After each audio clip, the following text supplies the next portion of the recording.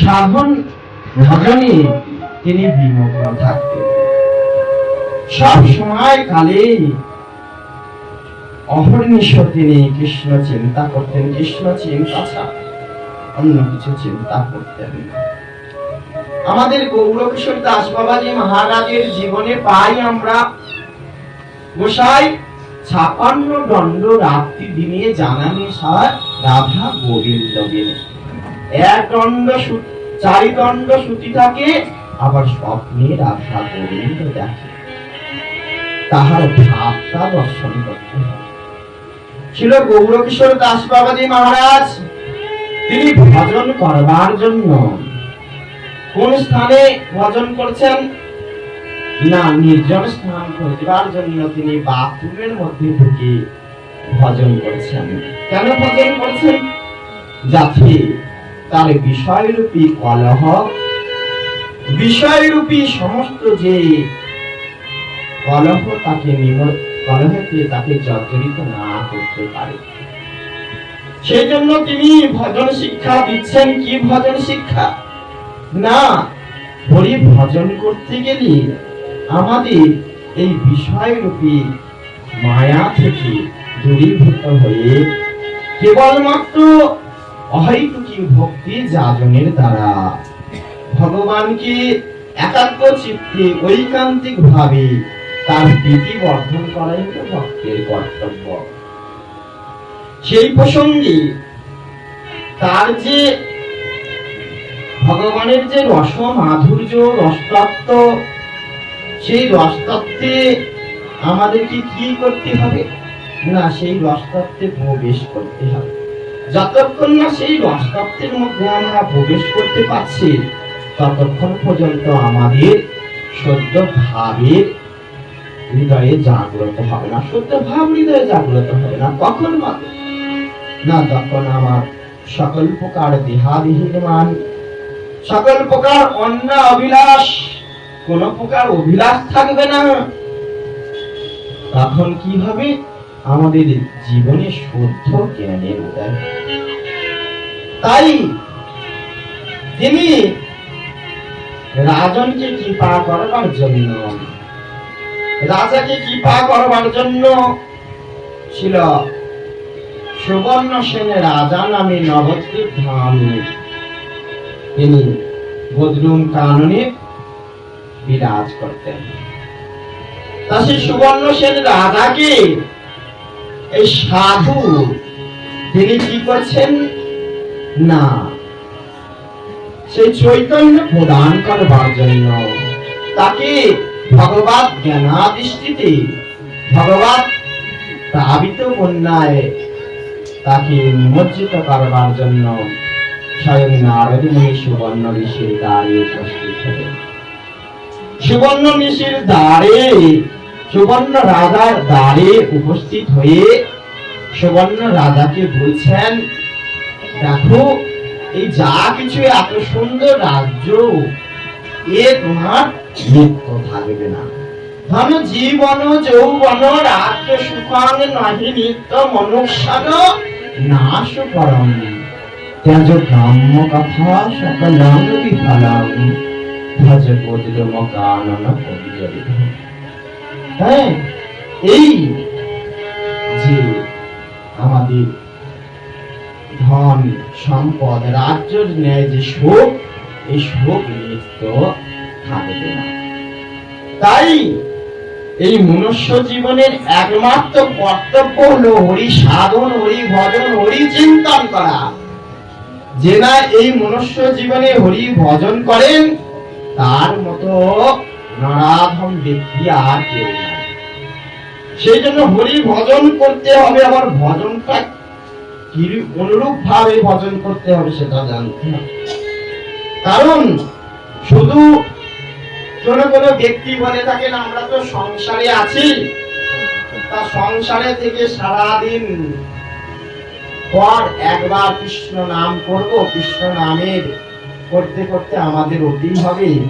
কিন্তু না, ভগবানের প্রতি যতক্ষণ না পর্যন্ত তার স্পৃহা জাগ্রত হচ্ছে, অনুরাগ না জন্মাচ্ছে, অনুরাগ জন্মাতে হবে, ভগবানের প্রতি আসক্তি জন্মাতে হবে। শুধু নাম করলেই হবে না। ওই জন্য বলছেন নিরপরাধে লইলে নাম প্রেম উপচায়। অপরাধ শূন্য হয়ে নাম গ্রহণ করতে হবে। আমাদের যদি অপরাধ যুক্ত হয়ে নাম করি, সে নামের ক্রিয়া হবে না, সে নামের ক্রিয়া হবে না। তাই অপরাধ শূন্য হতে হবে। সকল প্রকার অপরাধ থেকে দূরীভূত হয়ে নিজের দেহটাকে এই কুলসুত পরিবেশ থেকে পরিশুদ্ধ করে আমাদের ভগবান আনন্দে প্রবেশ করতে হবে। কারণ সেটা আনন্দ কুণ্ড, সেখানে কেউ দুঃখ পায় না। আমাদের ইহ জগতে যত প্রকার দুঃখ, ভগবান রাজ্যে কোনো প্রকারে দুঃখ হয় নাই। কারণ কেন? সেই ধাম হলো আনন্দের ধাম, সুখ ধাম, যেখানে গেলে মানুষের আর সেই জন্য বলছেন যে সেই ভগবান ধাম হচ্ছেন আমাদের কাছে পরম প্রিয়। ওই জন্য শাস্ত্রে বললেন ন তত ভাষয়তে সূর্য ন শশাঙ্ক ন পাবক যদ্গর্তানু নিবর্তন্তি তদ্ধাম পরমং মম। কারণ ভগবানের নাম করলে কি হয়? যখন অন্যান্য দেব দেবীর ভজন করি তাতে কি হবে না, দেব দেবীর ভজনের দ্বারা আমার হয়তো কিছু পূর্ণ বা সুকৃতি অর্জিত হবে, তার দ্বারা হয়তো আমি স্বর্গপ্রাপ্ত হব, কিন্তু আবার পূর্ণ ভয়প্রাপ্ত হলে পুনরায় মর্তধামে ফিরে আসতে হবে। তারা কিন্তু মুক্তিদান করতে পারে নাই। সেই জন্য রামকৃষ্ণ দেব আজীবন ভরে কালী সাধনা করেও যখন মাকে বলছেন হে মা তুই আমায় মুক্তি দে, মা তুই আমায় মুক্তি দে, মা বলে আমি তোকে ধর্ম অর্থ কাম মোক্ষ দান করতে পারি, চতুর্বর্গীয় ফল দান করতে পারি, কিন্তু মুক্তি দান আমি করতে পারবো না, কারণ ওই ডিপার্টমেন্ট আমার কাছে নেই। তুমি মুকুন্দের সাধন করো, মুকুন্দের সাধন করলে তবে মুক্তি লাভ। তৎক্ষণাৎ রামকৃষ্ণ কি করলেন না, মুকুন্দের সাধন করলেন। কেন মুকুন্দের সাধন করব? মুকুন্দ শব্দের অর্থ কি না, শাস্ত্র বলছেন মুক্তিং দদাতি যশ স্বইতি মুকুন্দম। যার গুণকীর্তন করলে মুক্তি লাভ হয় তিনি মুকুন্দ। কি বললেন ভালো করে বিচার করুন। মুক্তিং দদাতি যশ স্বইতি মুকুন্দম। যার গুণকীর্তন করলে মুক্তি লাভ হয় তিনি মুকুন্দ। অর্থাৎ মুকুন্দের গুণকীর্তন ছাড়া কোন প্রকারে মুক্তি লাভ সম্ভবপর নহে। সেই জন্য ভগবান নামানন্দে নিজেকে নিমজ্জিত করতে হবে। কারণ একমাত্র এই ভগবানই আমাদেরকে এই দুঃখালয় কারাগার থেকে যেখানে গেলে আর আমাদেরকে ফিরে আসতে হয় না। শাস্ত্র বলছেন কি না, নোমা তদ ভাষয়তে সূর্য ন শশাঙ্ক ন পাবক। তাহার ধামকে এই প্রাকৃত সূর্য দ্বারা ভাসাতে পারে না, উদ্ভাসিত করতে পারে না। না তদ ভাষয়তে সূর্য ন শশাঙ্ক ন পাবক। তাকে পাবক মানে আগুন। আগুনের রূপ কত সুন্দর, কত সুন্দর নাই আগুনের রূপ, কিন্তু আগুনের রূপ সেই ভগবান ধামের কাছে উচ্ছ্বাসিত হচ্ছে না। শশাঙ্ক একটা সূর্য, শশাঙ্ক মানে চাঁদ। চাঁদ যখন আকাশে উদিতমান কিংবা ভাসমান অবস্থায় থাকেন, যখন পূর্ণিমার আগমন ঘটে তার আলোক বন্যা সর্বজগৎকে প্লাবিত মুখরিত করে দেন, কিন্তু তাহার আলো ভগবান ধামের কাছে পড়ছে। ভগবান ধামের যে জ্যোতির্পিণ্ড সে কারো কাছে কারো সঙ্গে মিল করা যাবে না। এজন্য বললেন না তত ভাষায় সূর্যটাকে আমাদেরকে একটা সূর্য দ্বারা গোটা পৃথিবী আলোকিত করে দেয়, কিন্তু সেই ভগবান ধামের কাছে তাহার আলো পৌঁছাতে পারে নাই। কারণ ভগবানের সমস্ত কিছুই চিন্ময়, তাকে সাধারণভাবে আমাদের দৃষ্টির গোচরে পড়ে না। সেই জন্য হচ্ছে নশাশঙ্ক ন পাবকঃ যদ্গতান নিবর্তন্তে তদ্ধাম পরমম। সেই ধাম হচ্ছেন আমাদের পরম গতি। সেই ধামে ফিরে যেতে হবে। বলুন তো, এখান থেকে আমি যদি বালিচরে যাই, বালিচর যেতে গেলে কি করতে হবে? আমাকে কোনো যানবাহনে আরোহণ করে যেতে হবে, বাসের উপরে বসে যেতে হবে। যদি বাসের উপরে আমি বসে যাই, তা কন্ট্রাক্টর এসে কি চাইবে? অর্থ চাইবে। অর্থ চাইবে না? চাইবে তো, তার কিছু মূল্য চাই। কিন্তু আমি যে ভবসাগর পার হব, তাহলে ভবসাগর পার করতে গেলে সেখানে মূল্য দরকার। কোনো ব্যক্তি দেখবেন, মৃত মানুষ যখন মারা যায়, মানুষের আঁচলে এই জড় অর্থ, যেগুলো জড় অর্থ দিয়ে আঁচলে বেঁধে দেয়। জড় অর্থের দ্বারা ভগবত ধামে যাওয়া যায় না। তার জন্য পরমার্থের প্রয়োজন। পরমার্থটা কি না? যে অর্থ কখনো নিবৃত্তি হয় না, যে অর্থের কখনো সমাপ্তি ঘটে না, সেই অর্থটাই বা কি না? এমন একটি অর্থ আমাদেরকে লাভ করতে হবে। সেই অর্থটা হচ্ছেন পরমার্থ, ভগবত গুণ নাম। যে নাম ও গুণ প্রভাবে কি হয় না, আরো উত্তর উত্তর বৃদ্ধি প্রাপ্ত হয়। আমরা এই সব নামের দ্বারা চতুর্বর্গীয় ফল লাভ করতে চাই। দেখবেন আজকাল কীর্তনিয়ার একটা কীর্তন করে, দিন তোমার আনন্দে যাবে বুঝলে গুরু নাম। হ্যাঁ, গুরু সেবায় মেলে কি ধর্ম অর্থ কাম মোক্ষ বলেন চতুর্বর্গীয় ফল। কিন্তু গুরু সেবার দ্বারা এই চতুর্বর্গীয় ফল লাভ হয় না। গুরু সেবার দ্বারা চতুর্বর্গীয় ফল লাভ হয় না, কারণ এই চতুর্বর্গীয় ফল নিমিত্ত মাত্র। কেউ মোক্ষ চায়, মোক্ষটাও নিমিত্ত।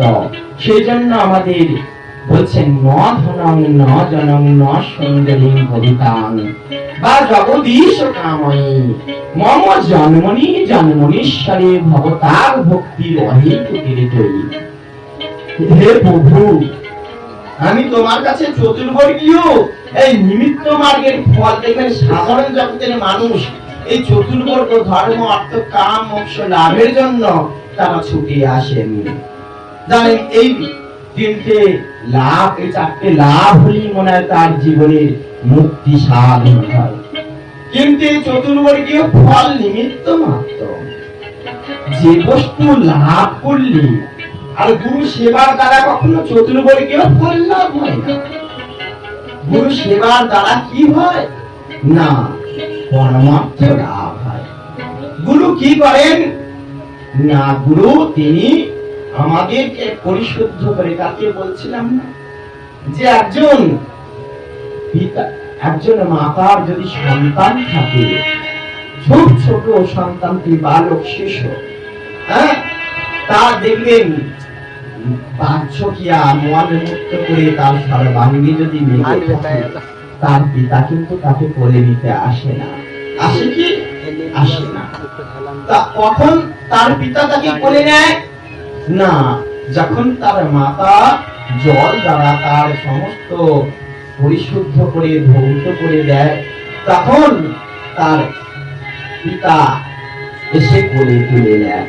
সেই রকম গুরু আমাদের ইহজগতের, আমার এই যে সাধকের সকল প্রকার মন মূর্ত, সকল প্রকার কামনা বাসনা রূপ জড় চেতনা রূপ বাসনাকে তিনি হরিনাম মন্ত্র দ্বারা পরিশুদ্ধ করে দিয়ে ভগবান চরণে পদার্পণ করেন। আর ভগবান তখন তাকে নিজেও বলে আর নষ্ট করেন, রাধে রাধে। তাহলে দেখেন গুরুর কার্য কি না, সকল প্রকার অবচেতন হৃদয়ে কৃষ্ণ ভাব প্রবেশ করিয়ে আনন্দ সাগরে নিমজ্জিত করেন।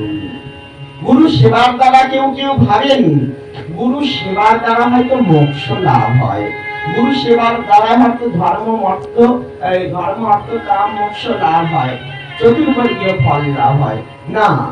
গুরু সেবার দ্বারা শুধু পরমার্থ ভগবান কে জানার জন্য প্রেম রূপী সম্পদ লাভ হয়। কারণ গুরু সেবায় কেবলমাত্র কৃষ্ণ প্রাপ্তি হওয়া যায়। আমরা যেটা ভাবি যে গুরু সেবা করে হয়তো আমরা এইগুলো লাভ করবো, অনেক সাধুর কাছে আসি যে সাধু আমার এই কি করলে উন্নতি হবে বলুন। তাহলে তাদের ভাবনাটা কি? তাদের ভাবনাটা দেখুন, জড় ভাবনা, জড় চেতনা। যে ভাবনার দ্বারা তারা এই সংসার রূপী কারাগারে থেকে দুঃখ সাগরে অধঃপতিত হয়। কিন্তু যিনি একটু উচ্চ পদস্থ ব্যক্তি, যার এই জ্ঞান হয়েছে যে এসব নিমিত্ত মাত্র, একমাত্র মনুষ্য জীবনে হরি ভজনটাই হলো কর্তব্য সাধন, তাই এই কথা যিনি জানতে পেরে ভগবত ভজনের উদ্দেশ্যে গমন করেন। কে গমন করেন? না, ভগবত কিভাবে সেবা লাভ করা যায়। সেই জন্য এই সুবর্ণ রাজা তিনি ওই রাজত্বে তার ওই রাজ কার্যে তারা সব সময় নিমজ্জিত ছিল, তার ওই মায়া দ্বারা সব সময় বশীভূত ছিল। তাকে কি করলেন না, নারদী শেষে বললেন, দেখো তুমি যেখানে বাস করছো এটা সাক্ষাৎ নবদ্বীপ ধামের অন্তর্গত গোদ্রুম। এখানে স্বয়ং মহাপ্রভু পিতা এই কলিযুগে তিনি স্বয়ং করুণার অবতীর্ণ বিগ্রহ রূপে তিনি অবতীর্ণ হয়ে সকল জীব হৃদয়ে প্রেমের সঞ্চার ঘটাবে। তুমি সেই মহাপ্রভুর ধামে এসে জন্মগ্রহণ করেছ, তাহলে তুমি খুব ভাগ্যবান ব্যক্তি। দেখেন কোন সময়ের কথা, মহাপ্রভু আসবেন কলিযুগে, হচ্ছেন এটা সত্য যুগে। তাহলে যে মহাপ্রভু আসবেন, মহাপ্রভুর করুণা ধারায় সর্ব জগৎকে মুখরিত প্লাবিত করবেন, এটা ওই নারদ ঋষি কাকে বলছেন না, সুবর্ণ সেনের রাজা। সুবর্ণ সেনের রাজাকে তিনি বলছেন যে এখানে তোমার এই ধামে মহাপ্রভু আসবেন। কারণ এই ধাম হচ্ছে অপরাধ ভঞ্জনের স্থলে। বলছে নবদ্বীপ ধামেতে কোনো অপরাধের ভয় নাই, কিন্তু বৃন্দাবন ধামে অপরাধের ভয় আছে। বৃন্দাবনে মাতা যশোদার শাসন আছে, কিন্তু নবদ্বীপে সচী মায়ের শাসন নাই। যখন এই প্রসঙ্গে ছিল জগন্নাথ দাস বাবাজি মহারাজ, তিনি তার বয়স প্রচুর হয়ে গেছে, 100 বছরের ঊর্ধ্বে হয়ে গেছে, 150 বছর প্রকট ছিলেন তিনি। তার শিষ্য বিহারী দাস তাকে সর্ব জায়গায় করে এই চ্যাঙারির মাধ্যমে, ধামার মাধ্যমে তাকে বসিয়ে নিয়ে যেতেন। আর নিয়ে যেতে ওই বৃন্দাবনে তিনি ভজন করেন, তাকে সবাই সিদ্ধ বাবা বলে জানেন, বড় বাবা বলে জানেন সবাই। আর একদিন তিনি কি করলেন না, ওই ওখানে একজন ভাঙি মানে যে ড্রেন পরিষ্কার করে ঝাঁট দেয়, সেই ভাঙির হাত থেকে প্রসাদ খেয়েছিলেন। আর যখন প্রসাদ খেলেন তখন সমস্ত সাধুগণের মধ্যে কি হলো না, আলোচনা সমালোচনা শুরু হয়ে গেছে যে একজন সিদ্ধ বাবা তিনি একজন ভাঙির হাতে প্রসাদ খেয়েছেন। বলছেন সাধক কোন অবস্থায় কখন কি রকম আচরণ করেন, সাধকের ভুল ত্রুটি সাধারণ মানুষের ধরা যাবে না। কারণ আমাদের পূজ্যপাদ ভক্তি কুমুদ সন্ত গোস্বামী মহারাজ তিনি এক জায়গায় গিয়েছিলেন চাতুর্মাসের মধ্যে। শোনা কথা সাধুদের মুখে শুনেছি, মহারাজকে আমি দর্শনও করেছি। তা ওই পূজ্যপাদ ভক্তি কুমারী সন্ত গোস্বামী মহারাজ যখন তিনি এক ভক্ত বাড়ি গিয়েছেন, সেখানে বেগুন রান্না হয়েছে। কি রান্না হয়েছে? বেগুন। বেগুন রান্না হয়েছে, নানান রকম যেগুলো চলে না আর কি, সেই সব রান্না হয়েছে। তা মহারাজ কি করছেন না, তিনি প্রসাদ পেয়েছেন। প্রসাদ পাওয়ার পর যখন শিষ্যগণ প্রসাদ পেয়েছেন, প্রসাদ পেয়ে বলছেন, গুরুদেব আপনি যে প্রসাদ পেলেন ওতে তো বেগুন ছিল, কিন্তু বেগুন ছিল, আপনি প্রসাদ পেলেন যে ওতে বেগুন ছিল। বলছি কই বেগুন? আমি তো বেগুন দেখি না। তোমরা বেগুন খেয়েছো নাকি? তোমরা বেগুন খেয়েছো? তাহলে বেগুন যদি দেখলে খেলে কেন? হ্যাঁ, বেগুন যদি দেখলে তাহলে খেলে কেন? বলছি গুরুদেব আপনি তো পেলেন। হ্যাঁ, আপনি তো পেলেন। বলছে আমি তো কই বেগুন দেখিনি। খালি সাধকের দর্শনটা চিন্তা করেন, সাধকের দর্শনটা চিন্তা করেন। সাধক কোন অবস্থায় কখন থাকেন সেটা সাধকের উপর নির্ভর। তাই সাধকের দোষ গুণ সেইগুলো গুণগান করলে জীবের টান হবে। যদি তার দোষটা দর্শন করেন তাহলে অমঙ্গল। তা এই সুবর্ণ সেই রাজা তখন ওই যে বিহারী দাস, তার জগন্নাথ দাস বাবাজি মহারাজের সেবক, এইরকম তার সমস্ত সাধু মহলে তার নামে চর্চা হতে শুরু করলো। আর যখনই চর্চা হতে শুরু করলো তখন দোষ দর্শন হচ্ছে। তখন বললে এখানে আর থাকবো না, বিহারী দাসকে বলছে চলো চলো আমরা নবদ্বীপ ধামে চলে যাই। কারণ কেন? নবদ্বীপ ধামে অপরাধের ভয় নাই, এখানে অপরাধের ভয় আছে, এখানে মাতা যশোদার শাসন আছে। আর নবদ্বীপ ধামে মাতা শচীর শাসন নাই। চলো আমরা নবদ্বীপ ধামে চলে যাই বলে নবদ্বীপ ধামে চলে আসলেন। নবদ্বীপ ধাম, এই যে আমাদের চারটে ধামের কথা বলা হয়েছে, চারটে ধাম। চারটে ধামের মধ্যে কি আমরা যে চারি ধামের জয়গুরু, হ্যাঁ, চারটে ধাম সম্বন্ধে আমাদের আগে জানতে হবে। ধাম কাকে বলে? অনেকে বলে তারাপীঠ ধাম, হ্যাঁ, কিন্তু তারাপীঠ কখনো ধাম হয়। কারণ একজন বেলুড়ের মঠের আশ্রিত মহারাজ আমাদের নবদ্বীপ গৌরানন্দ গৌরী মঠে গেছে। আর আমাদের পূজ্যপাদ ত্রিবিক্রম মহারাজ তিনি নাট্য মন্দিরে বসে হরিনাম করছে।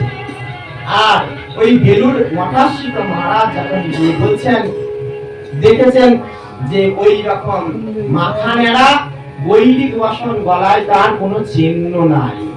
বলছে কিবা জ্যোতি সচি কিবা নিচু জাতি, সেজন্য যদি হরিনাম ভজন করেন, হ্যাঁ, তাহলে তার জীবনে কোনো প্রকার গতি হবে না, সন্ন্যাসের কোনো প্রকার কার্য সাধন হবে না। যারা হরি ভজন হরি সাধন না করে তার গলায় তুলসীর মালা নাই। বলছে ললাটে তিলকম নাস্তি কণ্ঠে নাস্তি ত্রিকণ্ঠিকা। যার ললাটে ঊর্ধ্বপুণ্ড তিলক নাই, কণ্ঠে মালা নাই, তার কোনো গতি হবে না, সে কখনো হরি ভজন হরি সাধন করতে পারবে না। সেই জন্য আমাদের শাস্ত্রকার বললেন, আমাদের গীতি বিষে বললেন, তুলসীর হার না করে যে ছাড় জমালয়ে বাসতার, আর তিলক ধারণ না করে যে জনে বিধায় জনমতার। কিন্তু বেলুড় মঠের সন্ন্যাসীরা মায়াবাদী সন্ন্যাস, তাদের গলায় মালাও নাই, কপালে তিলকও নাই, মাথায় শিখাও নাই, ভক্তির যে সমস্ত চিহ্নগুলো তার মধ্যে নাই। তাহলে এখানে কি বলছেন? চারিবেদ সরদর্শন যেটা করে অধ্যয়ন, সেজনে গৌরাঙ্গ নাহি ভজে, বৃথা তার অধ্যয়ন লোচন বিভিন্নজন অন্ধের দর্পণ দিবা।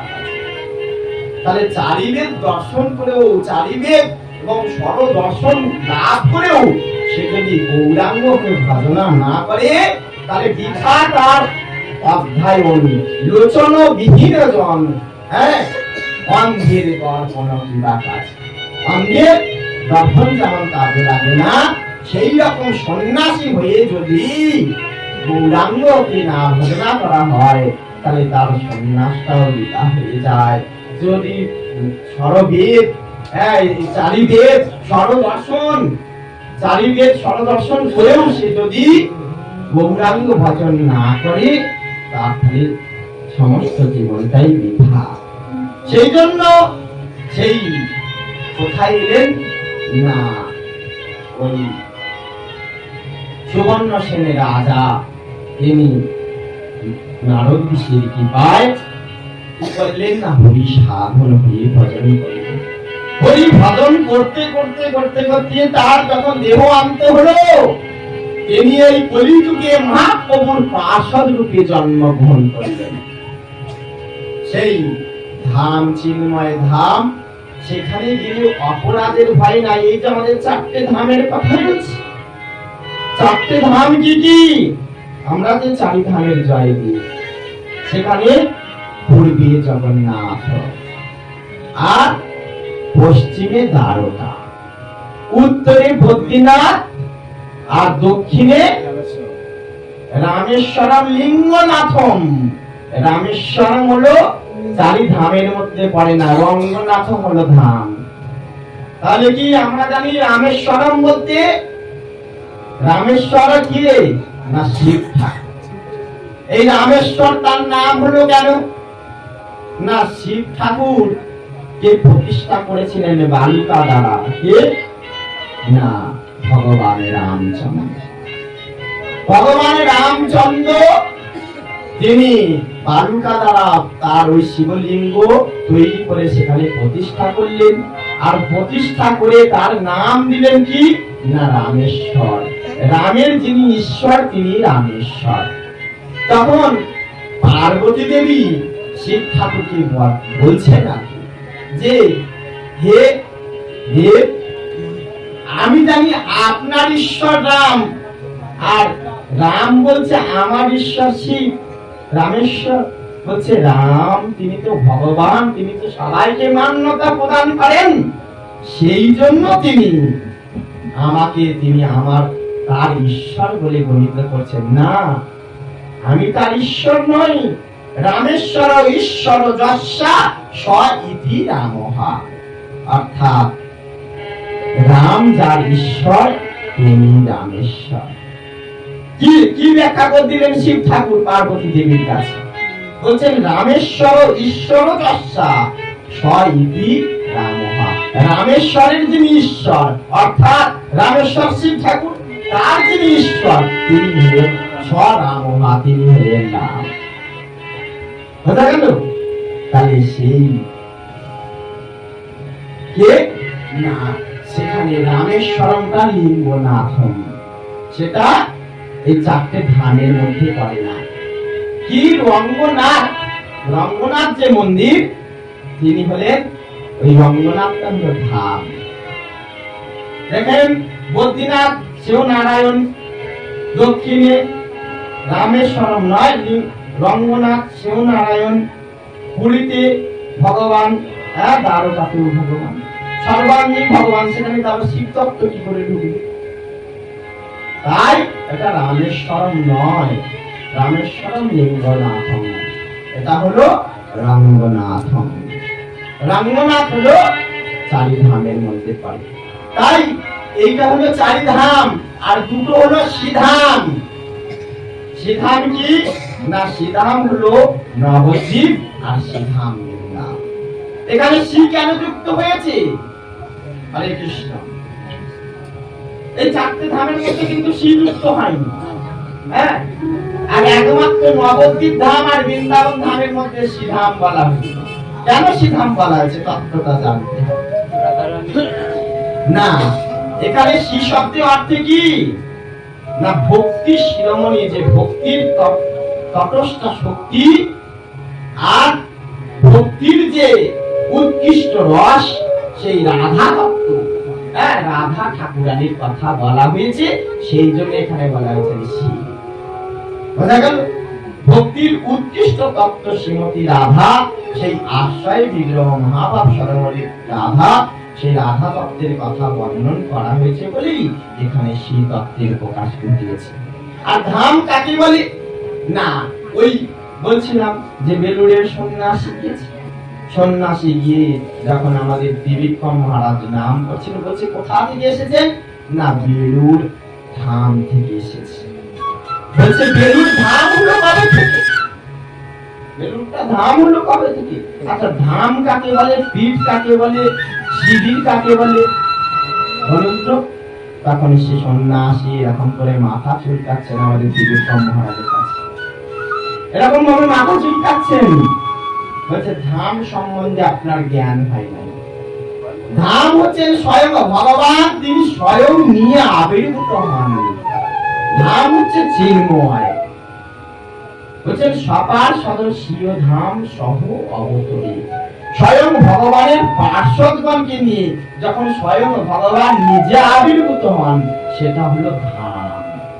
তাহলে আর কালীক্ষেত্র আদি শক্তি এইগুলো হচ্ছে পীঠ, আর যেখানে শিক্ষা প্রদান করা হয় সেটা হলো শিবির। কিন্তু ধাম বললে তো, ধামকে তো ধাম বললে হবে না। কেউ ধরো কারো ব্যক্তিগত অভিপ্রায়ের দ্বারা তার মনে অভিপ্রায় জেগেছে, সে কোনো সংস্থা তৈরি করবে, সংস্থা তৈরি করে তাকে যদি ধাম বলে বর্ণিতে পারে, সেটা ধাম হবে না। তাই ধাম কি না, যেখানে ভগবত পদাঙ্কিত ভূমি, ভগবান যেখানে লীলা করেছেন, বলেছেন ধাম। ভগবান তার শক্তি, ভগবান তার পার্শ্বদ, এবং তিনি সেখানে এসে লীলা রচনা করবেন, সেটাই হলো ধাম। তাই এই যে কেউ কেউ যদি মনে করেন সেই ধাম স্বরূপিণীকে, ধামের তত্ত্ব প্রকাশ করায় কে না বলদেব, তিনি এই ধাম রূপে বিরাজ করছেন, তিনি ধাম রূপে শিক্ষা প্রদান করছেন। তাই বলদেব গুরু তত্ত্ব, সেই বলদেবের সেবা করলে কি হয় না, বলদেবের সেবা করলে কৃষ্ণ ভক্তি অর্জিত হয়। গুরু সেবা করলে কি হয় না, গুরু সেবার দ্বারা কৃষ্ণ ভক্তি লাভ হয়, কৃষ্ণকে প্রাপ্তি হওয়া যায়। গুরু সেবার দ্বারা মোক্ষ লাভ হয় না। গুরু সেবার দ্বারা ধর্ম অর্থ কাম মোক্ষ, এই যে চতুর্বর্গীয় ফল লাভ হয় না। তার প্রমাণে কি? কারণ মোক্ষ তো এই যে চতুর্বর্গীয় ফল নিমিত্ত মাত্র। প্রদীপ পাল কীর্তন করে, দিন তোমার আনন্দে যাবে ভাবলে গুরুর নাম। হ্যাঁ, গুরু সেবায় কি কি পাবে না, ধর্ম অর্থ কাম মোক্ষ বলেন। সে তত্ত্বজ্ঞ ব্যক্তি নয়, ওপর ভাষা লোক, যে জলে ভাসমান অবস্থায় থাকে, সে গভীর তত্ত্বের রস বুঝবে কি করে? গুরু সেবার দ্বারা একমাত্র ভগবান প্রেম এবং ভগবানকে প্রাপ্তি হওয়া যায়। তার প্রমাণে ছিল আমাদের শ্রীনিবাস আচার্য প্রভু তার প্রমাণ দিলেন।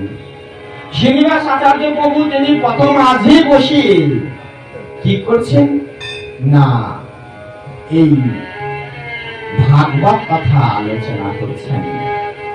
ভাগবত কথা আলোচনা করছেন তার শিষ্যদ্বয়কে নিয়ে। তখন সেই পথ দিয়ে যাচ্ছেন কি না, বিবাহ, একজন বিবাহ হচ্ছেন, বিবাহের বাসরে বসিয়েছেন। আর মুর্শিদাবাদ থেকে বিবাহ করে সেই পালকি জোরে বাদ্যি বাজনা বাজিয়ে তিনি ওই আসছেন। আর সেখানে বসে শ্রীনিবাস আচার্য প্রভু ভাগবত কথা পরিবেশন করছে। আর ভাগবত কথা পরিবেশন করতে করতে ওই রামচন্দ্র কবিরাজ, যার বিবাহ হচ্ছে আর কি, রামচন্দ্র কবিরাজের, তিনি ছিলেন ঘোর শাক্ত। তার বাড়ি কালী মূর্তি ছিল, তার বাড়ি কি ছিল? কালী মূর্তি। তা সে কালী মূর্তির পূজা তিনি ওই এক ঝলক শ্রীনিবাস আচার্য প্রভুকে পালকি সরিয়ে দর্শন করলেন। আর যেই না দর্শন করেছে শ্রীনিবাস আচার্য প্রভুকে, আর শ্রীনিবাস আচার্য প্রভু তৎক্ষণাৎ তাকে দেখে বলে উঠলেন, হে রামচন্দ্র। নাম কি করে জানলেন দেখেন, সে তো তাকে দেখে নাই। দেখি বলছেন, হে রামচন্দ্র, তোমার জন্য সংসারে বাসনা লিপ্ত হয়ে পড়ে থাকার জন্য তুমি আসো নাই। তোমার এই সংসার রূপী পঙ্কিলতায় হাবুডুবু খাবার জন্য তোমার জন্ম হয় নাই। তোমার জন্ম হয়েছে হরি ভজন হরি সাধন করবার জন্য। তাই এই সংসার থেকে পরিত্রাণ কে দান করবেন? না, একমাত্র গুরু। গুরুই একমাত্র সংসার থেকে পরিত্রাণের দান করতে পারেন, পরিত্রাণ করতে পারেন। সেগুলো তাকে বলছেন কি? আমাদের বিশ্বনাথ চক্রবর্তী পাদ তিনি গুরুবাস্তবের মধ্যে বলছেন, সংসার দাবান নিরলোক দানায় কারুণ্য ঘনা ঘনাত্তম পাত্তস্য কল্যাণ গুণা নরকস্য বন্দে গুরু শ্রীচরণারী। এই সংসার রূপী দাবানল বলে যেমন আগুন জ্বালে, এই সংসার রূপী দাবানলের আগুন আমাদের অহর্নিশি জ্বলে যাচ্ছে, কিন্তু এই আগুন থেকে কে পরিত্রাণ করতে পারে? একমাত্র গুরু। তাই এই সংসার থেকে আমাদের পরিত্রাণ কিভাবে হবে? না, একমাত্র গুরু কৃপা, নিত্যানন্দের কৃপা। নিত্যানন্দের কৃপা না হলে কখনো সংসার থেকে মোচন হবে না। ওই জন্য বলছেন কি, গৌরাঙ্গ বলিতে হবে পুলক শরীর হরি হরি বলিতে নয়নে বহিরঙ্গ। আর কবে নিতাই চাঁদের করুণা হইবে, আর সংসার বাসনা মোর কবে তুচ্ছ হবে। সংসার বাসনা মোর কবে তুচ্ছ হবে। তাহলে সংসার বাসনা মোর কবে তুচ্ছ হবে? কার কাছে প্রার্থনা করছেন? না, নিত্যানন্দের কাছে। এক অদ্ভুত ব্যাপার না? দেখুন, কার কাছে প্রার্থনা করছেন? যিনি দুটো বিবাহ করেছেন। হ্যাঁ, যিনি দুটো বিবাহ করেছেন, জাহ্নবার বসুদাকে বিবাহ করেছেন, তার কাছে প্রার্থনা করছেন। একজন সংসারী লোকের কাছে প্রার্থনা করছেন যে আর কবে নিতাই চাঁদের করুণা হইবে, আর সংসার বাসনা মোর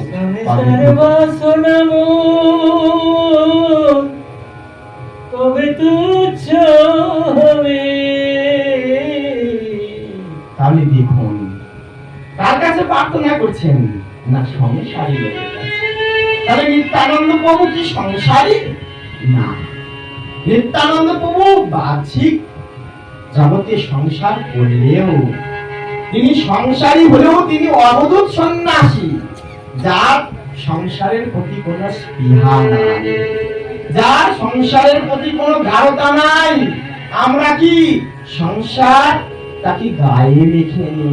নিত্যানন্দ প্রভু তিনি সংসারী হলেও তিনি তার সংসারের প্রতি কোনো স্পৃহা ছিল না। সংসারে তিনি অনাসক্ত, তিনি সংসারে তার আসক্তি ছিল না। কার জন্য করলেন? কার জন্য সংসার তিনি করলেন? না, মহাপ্রভুর ইচ্ছা করে মহাপ্রভু বললেন তুমি সংসার করো। কেন?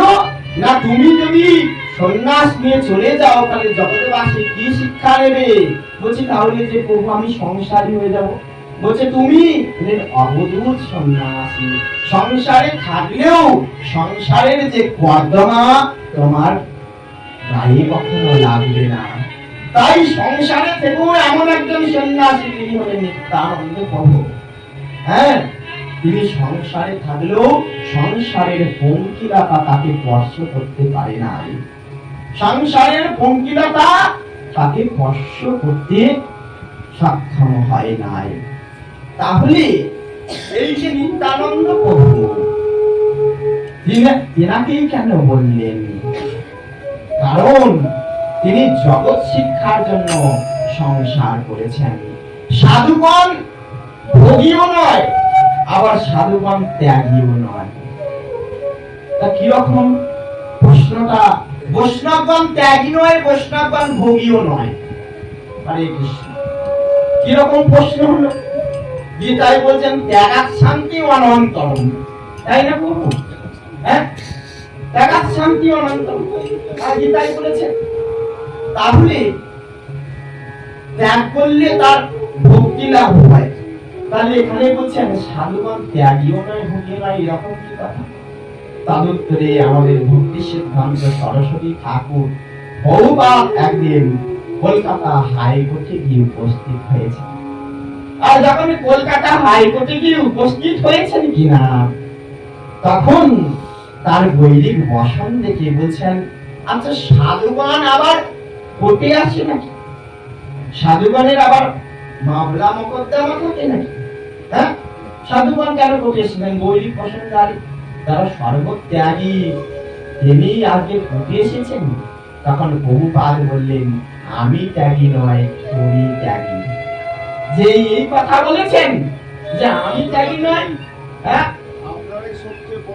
যে আমি ত্যাগী নয়, আপনি ত্যাগী। তখন মনে মনে ভাবছেন কি, যে আমার মাসে 1 লক্ষ টাকা ইনকাম, হ্যাঁ, আমি 7 তলা বিল্ডিং এর উপরে থাকি, আর আমি এত মহাভোগী হয়েও আমাকে বলছেন ওই গেরুয়াধারী সাধু বলছেন ত্যাগী।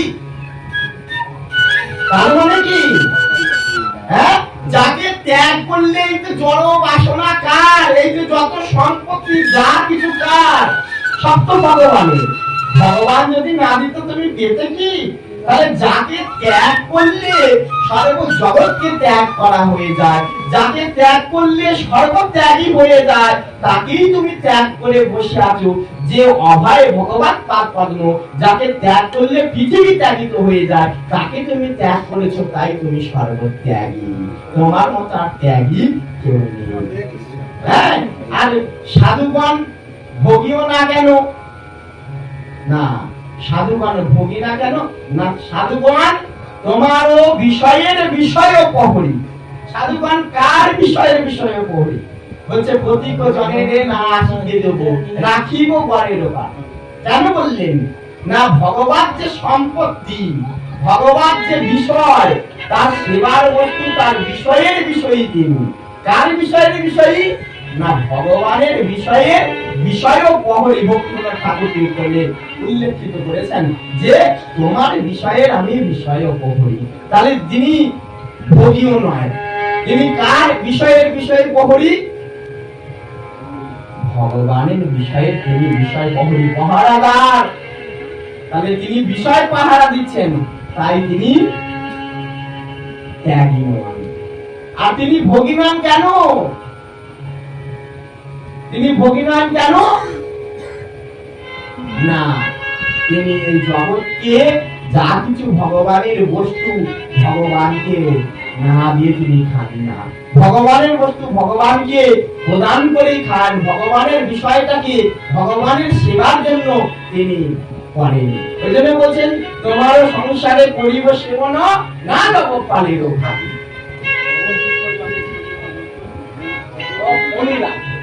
তাহলে কি বলছেন?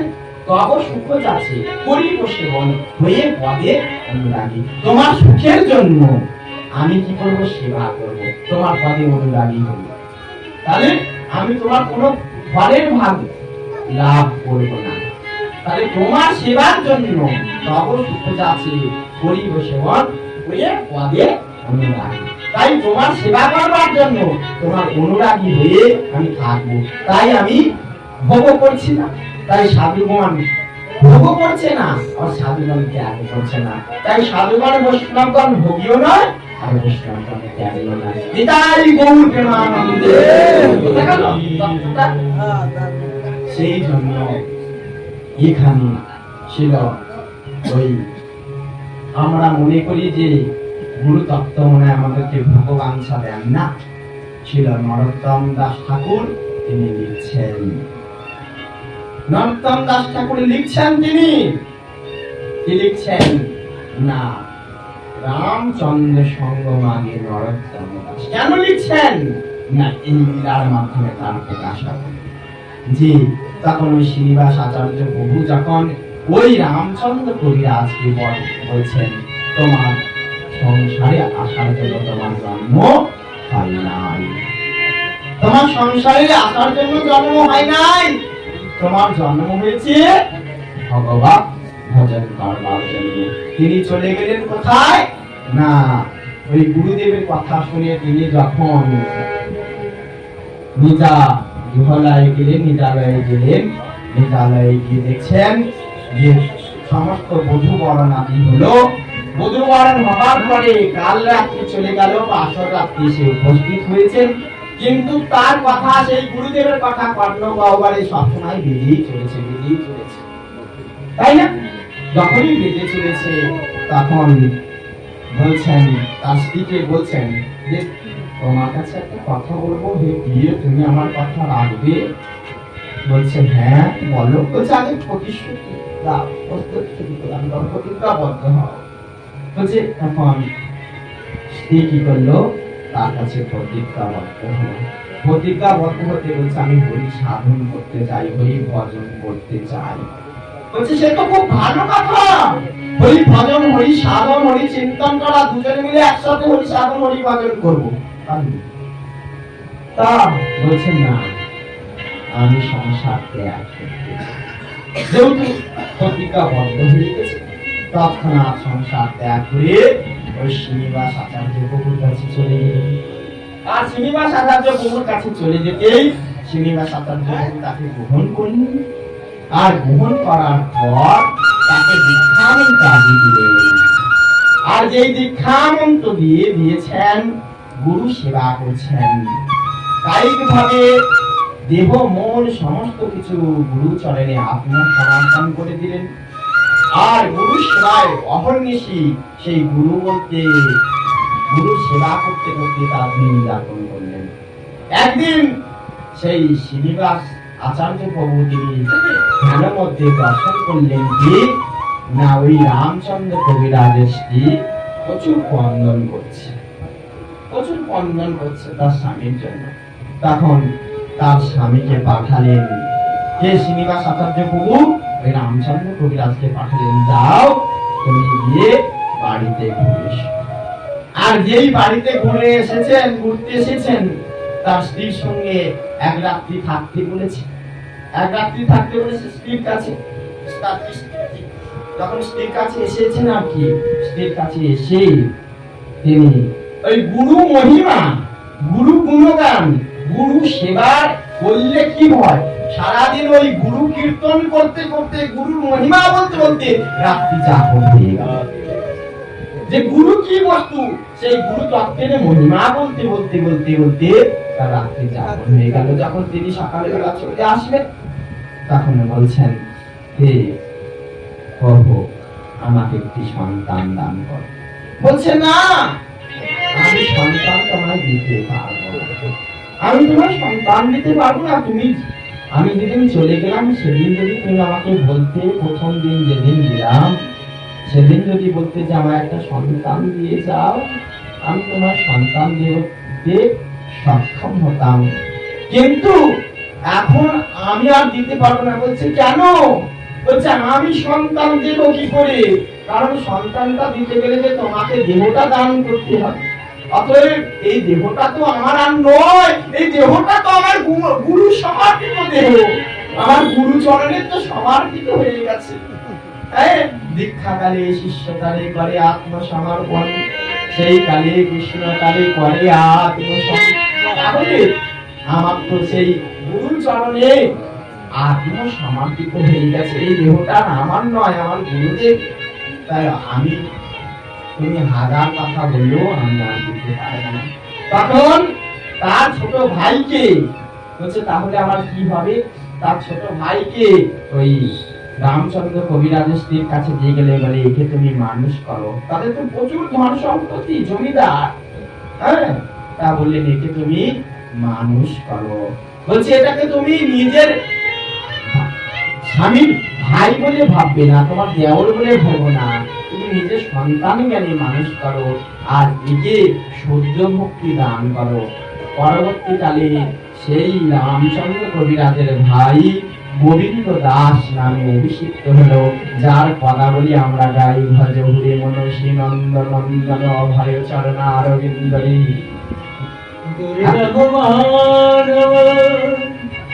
জন্ম সৎসঙ্গে তরয়ে ভব।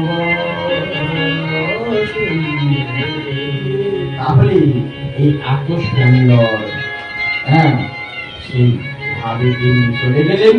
চলে যাওয়ার পর তিনি যখন গুরুদেব ডাকছেন, শ্রীনিবাস আচার্য প্রভু আমার অঙ্গে একটু তৈল মর্দন করে দে।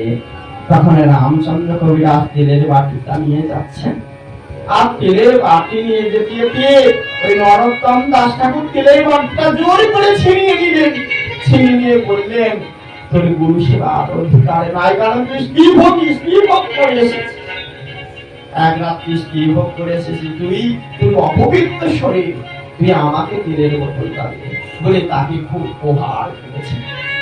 আর প্রচুর এত প্রচন্ড প্রহার করেছেন, বলছে তোর তো ধৃষ্টতা ভারী, তোর এই অপবিত্র শরীর নিয়ে তুই ওই গুরু সেবা করতে যাস বলে নরোত্তম দাস ঠাকুর গিয়ে গুরুদেবকে বলছেন, কিরে রামচন্দ্র কবিরাজ এলো না, রামচন্দ্র এলো না, না ওকে সেবা করতে হবে না। তখন গুরুদেবের অঙ্গ তুলে দেখছে কিনা দেখছে যত ওই রামচন্দ্র কবিরাজকে আঘাত করছে কিনা গুরুচরণে সমস্ত দেহে সমস্ত আঘাতে ভরে গেছে, সর্বদেহে তার আঘাত ভরে গেছে। এই দেখে বলছে, আমি তো প্রহার করেছি রামচন্দ্রকে, গুরুদেব আপনাকে আপনার অঙ্গে কে আঘাত করলো, কেমন দুষ্টু। বলছে, আরে ও তো আমাকে দেহটা সমর্পণ করেছে, অতএব ওর দেহটা কি ওর দেহটা তো আমার, ওর অঙ্গে আঘাত করলে আর অঙ্গে সেলা। এই কথা বলতে বলতে তাহলে তখন নরোত্তম দাস ঠাকুর তিনি পণ্ডিত জ্ঞানী এবং বৈষ্ণব, তিনি বুঝতে পারলেন যে উনি তাহলে সাধারণ কেউ না। তখন তিনি অপরাধ খণ্ডন করবার জন্য তিনি সঙ্গে সঙ্গে রান্নাঘরে ঢুকে গেলেন, আর ঢুকে গিয়ে সেই চুল্লিতে আগুন জ্বলছিল, হাত প্রবেশ করে দিল। যে হাত প্রবেশ করে দিয়েছেন, হাত পড়ে যাচ্ছে, আর গুরুদেব বলছে, চলে গেল চলে গেল চলে গেল, আমার সর্বাঙ্গ চলে গেল চলে গেল। বলছে, যাও যাও যাও, এই নরোত্তম উনানের ভেতরে হাত ঢুকিয়েছে, তার গোটা হাত পুড়ে যাচ্ছে, তাকে তাকাও।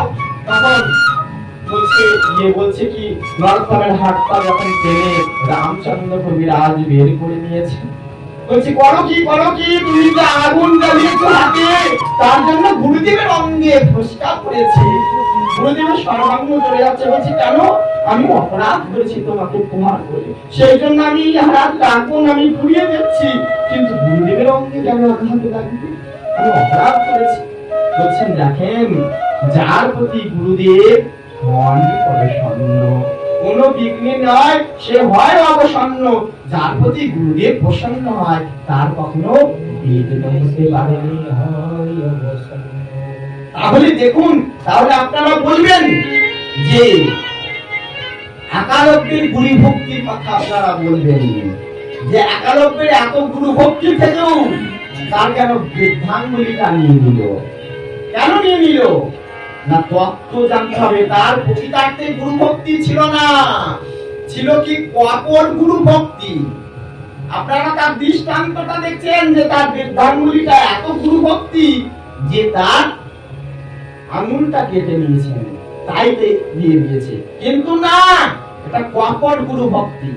কেন না? একালব্য চেয়েছিল কি না, গুরু চরণে আশ্রয় করে শিক্ষা গ্রহণ করে অর্জুনে বিদ্বেষী হবে। অর্জুনে বিদ্বেষী মানে বৈষ্ণব বিদ্বেষী, যে ভগবানের প্রিয় ভক্ত অর্জুন ভক্ত বিদ্বেষী হলে, বৈষ্ণব অপরাধী হলে, কৃষ্ণ বিদ্বেষী হলে, তিনি জানতেন, গুরু জানতেন, যদি আমি একে শিক্ষা দিই, কেন প্রত্যাখ্যান করলো, যে শিক্ষা দিল না, কেন কেন শিক্ষাটা দিল না? জানি একে যদি শিক্ষা দিই, তাহলে এর পরবর্তীকালে বিশালে বিদ্বান হয়ে ভক্ত এবং ভগবান বিদ্বেষী হবে। তাই গুরুদেব কি চায় না, আমার শিষ্য যাতে ভক্ত সেবা করে, ভগবান সেবা করে, ভগবানের প্রিয় হতে পারে, ভগবান চরণ প্রাপ্ত হতে পারে, কিন্তু তা না করে সে ভগবান বিদ্বেষী হবে, অসুরের কার্য করবে, ভক্ত বিদ্বেষী হবে। তাই গুরুদেব, যিনি প্রকৃত গুরুদেব হবে, তিনি তার শিষ্যের কখনো অকল্যাণ চাইবে না। জানে কি, যদি এ ভগবান বিরোধী হয়, ভক্ত বিরোধী হয়, তাহলে এই দুঃখের আর সীমা থাকবে না। যে বৈষ্ণবকে মানে না, যে ভগবানকে মানে না, সে চিরতরে দুঃখ কাতরে নিমজ্জিত হয়। তা অতএব সেই জন্য তাকে প্রত্যাখ্যান করে দিল যে তোমায় আমি শিক্ষা দেবো না। তথাপি তিনি ওই যে গুরু চিন্তা করতে করতে যে বিদ্যা লাভ করলেন, বললেন তো তাহলে এটা কৃষ্ণ বিদ্বেষী হবে, অর্জুন বিদ্বেষী হবে। অর্জুনের মতো এত বড় ভক্ত, তার মতো ভক্তের যে বিরোধী হবে, বৈষ্ণব চরণে অপরাধ হয়ে যাবে। বৈষ্ণব চরণে অপরাধ হয়ে গেলে তো হ্যাঁ বৈষ্ণব চরণে অপরাধ হয়ে গেলে তো তার আর ভজন সাধন হবে না। তাহলে তার যাতে বৈষ্ণব চরণে অপরাধ না হয়, তিনি যাতে কৃষ্ণ ভক্ত বিরুদ্ধ না হয়, সেই জন্য তার আঙুলটা চেয়ে নিলেন যাতে তিনি ভগবান নির্দেশী না হয়। তাহলে গুরুদেব তার ক্ষতি করলো না মঙ্গল করলো? মঙ্গল করলো। কিন্তু আমরা জগতের জীব বুঝি না, আমরা জগতের জীব উল্টো বুঝি। আর গুরুদেব তার মঙ্গল করলো, কেন বলছেন যার প্রতি গুরুদেব প্রসন্ন হন। তার মানে গুরুদেব তার প্রতি প্রসন্ন নয়, জানে একে যদি এর প্রতি প্রসন্ন হই তাহলে ভগবান বিরোধ কার্য করবে। তাহলে যার প্রতি গুরুদেব প্রসন্ন হয় সেটা কোনো দিকে অবসন্ন হয়, তাহলে সে অবসন্ন হলো কেন না? তিনি ভগবান এবং ভক্ত বিরোধ কার্য করেন বলে। সেই জন্য এখানে একালব্যের গুরু ভক্তিটাকে কপাল গুরু ভক্তি বলা হয়েছে, বোঝা গেল? সেই জন্য এই তখন দেখছেন কি না গুরুদেবের অঙ্গে যখন সর্বপোড়া দেখেছে, তখন নরোত্তম দাস ঠাকুর তিনি ছুটে গেলেন। ছুটে গিয়ে দেখছেন গুরু অঙ্গে সর্বপোষকা পড়ে গেছে। তখন বলছে দেখো, ও যেমন আমার ডান হাত, তুমি হলে আমার বাম হাত। তুমি আমার দীক্ষা শিষ্য না হলেও তুমি আমার কাছে শিক্ষা নিয়েছো, শিক্ষা শিষ্য তোমাকে, কিন্তু তোমরা দুজনেই আমার শিষ্য। আমার একটা আঙুল কাটলে যেমন রক্ত বেরোয়, দ্বিতীয় আঙুল কাটলেও সেই রকমই রক্ত বেরোবে। অতএব তোমরা দুজন যে আমার শিষ্য, দুজনের অঙ্গে আঘাত করলে আমার অঙ্গে লাগে। তখন কি করলেন না, ওই রামচন্দ্র কবিরাজ আর নরোত্তম দাস ঠাকুর দুজনে বিমান আলিঙ্গন করলেন। আলিঙ্গন করে দুজন দুজনের কাছে ক্ষমা চান। সেই জন্য এখানে বলছেন দয়া করো শ্রী আচার্য প্রভু শ্রীনিবাস আর রামচন্দ্র সঙ্গ মাগে নরোত্তম দাস। কোন রামচন্দ্রের সঙ্গ মাগছেন এখানে? ত্রেতাযুগীয় রামচন্দ্রের না, এখানে রামচন্দ্র কবিরাজের সঙ্গ মাগছেন। তা তিনি ওই শ্রীনিবাস আচার্য প্রভুর সেবা করতে করতে একদিন শ্রীনিবাস আচার্য প্রভু ধ্যানস্থ হয়েছেন। শ্রীনিবাস আচার্য প্রভু ধ্যানস্থ হয়েছেন, আর কেউ সেই গুরুদেবের ধ্যান আর ভঙ্গ করতে পারছে না। গুরুদেব কোথায় আছে কেউ জানতে পারছে না। তখন নরোত্তম দাস ঠাকুর বৃন্দাবনে চলে গেছেন সাধন করতে। আর এই রামচন্দ্র কবিরাজ তিনি মনে মনে ভাবেন গুরুকে স্মরণ করে গুরুদেবের নিচের আসনে তিনিও ধ্যানে মগ্ন হলেন। আর ধ্যানে মগ্ন হয়ে দেখছেন কি না গুরুদেব আর এখানে নাই, গুরুদেব চলে গেছেন বোধের যমুনার তটস্থ কুঞ্জে। সেখানে গিয়ে গুরুদেবের সঙ্গে সাক্ষাৎ হয়েছে যে গুরু মহারাজ আপনি এখানে? বলছে দেখ না, আমাকে একটা গুরু দায়িত্ব দিয়েছে, খুব গুরু দায়িত্ব। কি দায়িত্ব না, কে দায়িত্ব দিয়েছেন না রূপমঞ্জুরি। এখানে অনেক তত্ত্ব আছে। এই যে আমাদের আনুগত্য ধর্ম, কার আনুগত্য না রূপ রঘুনাথ পদের অহুমরাজ, হ্যাঁ। তাহলে আমাদের রূপ রঘুনাথ পদে বলিবে আকুতি কবে হাম বুঝবাসে যুগল বিরতি। তাহলে রূপানুগ ধারা, রূপানুগ মানে রূপের অনুগত, রূপের অনুগ। তাই রূপমঞ্জুরি এ দেখেন কিরকম সেবাটা দেখেন। আমাদের গুরু তত্ত্ব হলো মঞ্জুরি তত্ত্ব। মঞ্জুরি তত্ত্বের প্রধান মঞ্জুরি হলো রূপমঞ্জুরি। আর রূপমঞ্জুরি আবার কার আনুগত্যে সেবা করেন না অষ্ট সখীর মধ্যে প্রধান সখী ললিতা সখী, ললিতা সখীর আনুগত্যে রূপমঞ্জুরি সেবা করেন। আর রূপমঞ্জুরির আনুগত্যে আমাদের গুরু পরম্পরারা সেবা করেন। সেই জন্য আমাদের ধারার নাম রূপানুগ ধারা। কি ধারা? রূপানুগ ধারা, মানে রূপের অনুগত হয়ে আমাদের ধারাটাকে বয়ে নিয়ে যেতে হবে। আর রূপমঞ্জুরি কার আনুগত্যে সেবা করেন না ললিতা সখীর আনুগত্যে। আর ললিতা সখী রাধা কৃষ্ণের সেবা করেন। তখন ওই রূপমঞ্জুরি তিনি এই সেবাটা দিয়েছেন কাকে না, ওই জন্য শাস্ত্রী বলছেন শিরূপ মঞ্জুরি পদ সেই মন সম্পদ সেই মন ভজন পূজন। যদি রূপমঞ্জুরিকে সম্পদ করতে পারি তাহলে আমাদের প্রকৃত ভজন হবে। সেই জন্য এখানে ওই কি গুরু দায়িত্ব না রাধারানীর পায়ের অঙ্গুটি হারিয়ে গেছে। রাধারানীর পায়ের অঙ্গুটি আঙ্গুল হারিয়ে গেছে, খুঁজে আর পাচ্ছে না। কে দায়িত্ব নিয়েছেন না শ্রীনিবাস আচার্য প্রভু। শ্রীনিবাস আচার্য প্রভু দায়িত্ব নিয়ে যখন ওই যমুনার মধ্যে খুঁজছেন, বলছি দেখো তো রামচন্দ্র এই যমুনায় ডুব দিয়ে দেখো তো তুমি অঙ্গুটিটা পাও কিনা। তখন খুঁজে খুঁজে অঙ্গুটিটা পেলেন, আর অঙ্গুটিটা পেয়ে বলছি গুরুদেব অঙ্গুটি পেয়েছি, দেখুন এটা রাধারানীর অঙ্গুটি কিনা। বলছেন হ্যাঁ এটা স্বয়ং রাধারানীর অঙ্গুটি। তা গুরুদেব বলছেন যাও তুমি রূপমঞ্জুরিকে দিয়েছো। বলছে না গুরুদেব, আমি কার আলোক বন্যায় প্লাবিত হয়েছি, কার আলোক বন্যায় আমি ভগবানকে জানতে শিখেছি। আপনি যদি কৃপা না করতেন আমি ভগবানকে জানতাম কি করে? আপনার কৃপা বলে আমি কৃপা শিখত। তা এটা কিন্তু আপনার প্রাপ্য, আমার নয়। তা কি করলেন সেই আংটিটা কি করলেন না ওই শ্রীনিবাস আচার্য প্রভুকে দিলেন। শ্রীনিবাস আচার্য প্রভু নিয়ে গিয়ে রূপমঞ্জুরিকে দিলেন, আর রূপমঞ্জুরি নিয়ে গিয়ে ললিতা সখীকে দিলেন। খুব গভীর তত্ত্ব, বিস্তারিত বর্ণন করতে গেলে আপনাদের চোখ দিয়ে জল বেরিয়ে আসবে, সেই রকম ভাবের কথা। হ্যাঁ, তা সে ললিতা সখীকে দিলেন, আর ললিতা সখী নিয়ে গিয়ে রাধারানীর পায়ে পুড়ে দিলেন। আর সেই সময় রাধারানী তাম্বুল চিবাচ্ছিলেন। কি চিবাচ্ছিলেন? তাম্বুল। রাধারানী তাম্বুল নিয়ে ললিতা সখীকে দিলেন, যে আমার এই অঙ্গুটিটা খুঁজে দিয়েছে তাকে গিয়ে তুমি এই আমার প্রসাদী তাম্বুলটা তুমি দাও।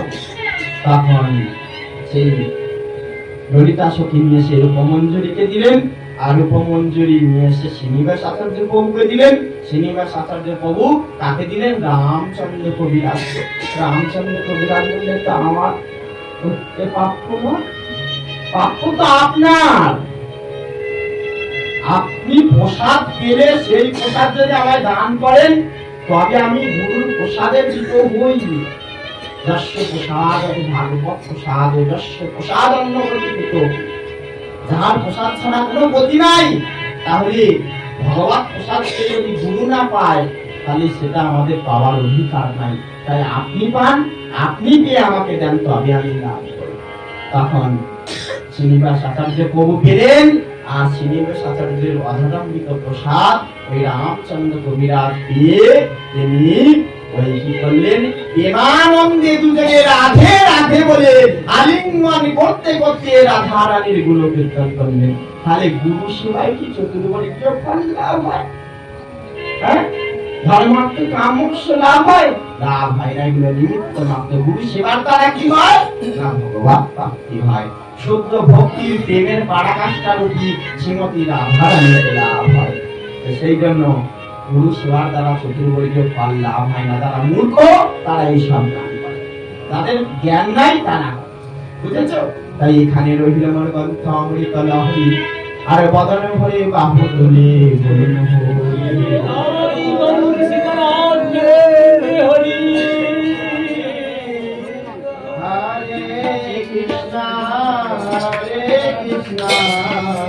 কৃষ্ণ কৃষ্ণ হরে হরে হরে রাম হরে রাম রাম রাম হরে হরে হরে কৃষ্ণ হরে